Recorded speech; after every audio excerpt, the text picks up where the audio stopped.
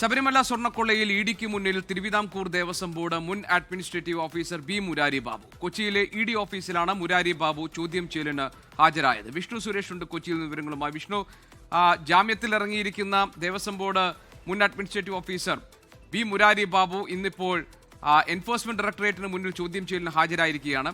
എന്തൊക്കെ കാര്യങ്ങളായിരിക്കും ഇഡി ചോദിച്ചറിയുക? പ്രത്യേകിച്ച് മുരാരി ബാബു എന്തെങ്കിലും ഒരു ഫേവർ ചെയ്തിട്ടുണ്ടോ? സാമ്പത്തിക ഇടപാടുകളിൽ ഭാഗമായിട്ടുണ്ടോ? പോറ്റിയുമായുള്ള ബന്ധം ഇങ്ങനെ തുടങ്ങി അവ്യക്തമായി നിൽക്കുന്ന ഈ മേഖലകളിലേക്ക് വെളിച്ചം വീശുന്ന തരത്തിലായിരിക്കില്ലേ ഇഡിയുടെ ചോദ്യം ചെയ്യൽ? എന്താണ് വിശദാംശങ്ങൾ?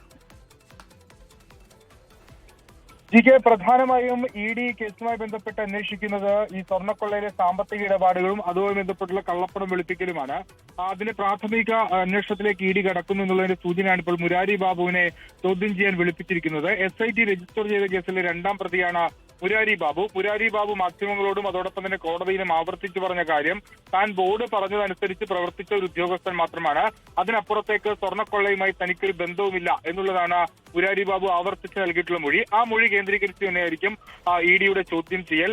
അങ്ങനെ ആര് പറഞ്ഞിട്ടാണ് പ്രവർത്തിച്ചത്, ആ കാര്യങ്ങളൊക്കെ ഇ ഡി ചോദിച്ചറിയും. ഒപ്പം ഇതുമായി ബന്ധപ്പെട്ട ഏതെങ്കിലും തരത്തിലുള്ള സാമ്പത്തിക ലാഭം മുരാരി ബാബുവിന് ഉണ്ടായിട്ടുണ്ടോ എന്നുള്ളത് സമാന്തരമായ പരിശോധന ഇ ഡിയുടെ ഭാഗത്തുണ്ട്. 21 ഇടങ്ങളിലാണ് ഇ ഡി ECI രജിസ്റ്റർ ചെയ്തതിന് പിന്നാലെ പരിശോധന നടത്തിയത്. മുരാരി ബാബുവിന്റെ വീട് അടക്കം ആ പരിധിയിൽ ഉൾപ്പെടുന്നതാണ്.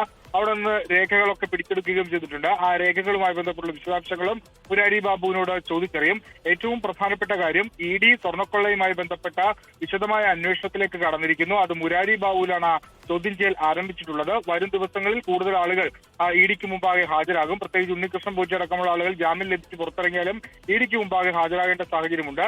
ഈ പ്രതിപട്ടികയിലുള്ള ആളുകൾക്ക് പുറമെ ഇപ്പോൾ നമ്മൾ ഈ വിവാദവുമായി ബന്ധപ്പെട്ട് കേട്ടുള്ള പേരുകളാണ് മുൻ ദേവസ്വം മന്ത്രിയായ കടകംപള്ളി സുരേന്ദ്രൻ, ഒപ്പം UDFന്റെ കൺവീനർ അടൂർ പ്രകാശ്, ഈ കഴിഞ്ഞ ദേവസ്വം ബോർഡ് പ്രസിഡന്റായിരുന്ന പ്രശാന്ത് തുടങ്ങിയ ആളുകളുടെ പേരുകളൊക്കെ വിവാദവുമായി ബന്ധപ്പെട്ട് നിൽക്കുന്നുണ്ട്. അവരുമായി ബന്ധപ്പെട്ടുള്ള അന്വേഷണവും ഇ ഡി നടത്തും. അവരെയും ഇ ഡി വിളിച്ചു വരുത്താനുള്ള സാധ്യതയുണ്ട്. അങ്ങനെ സമഗ്രമായ അന്വേഷണത്തിലേക്ക് എൻഫോഴ്സ്മെന്റ് ഡയറക്ടറേറ്റ് പോകുകയാണ്. ലോകത്തെവിടെയായാലും ഏത് സമയത്തും 24 വാർത്തകളും ഓഗ്മെന്റഡ് റിയാലിറ്റി പാക്കേജുകളും എക്സ്പ്ലെയിനറുകളും വിശദമായി കാണാൻ ഞങ്ങളുടെ YouTube ചാനൽ നിങ്ങൾക്ക് സബ്സ്ക്രൈബ് ചെയ്യാം.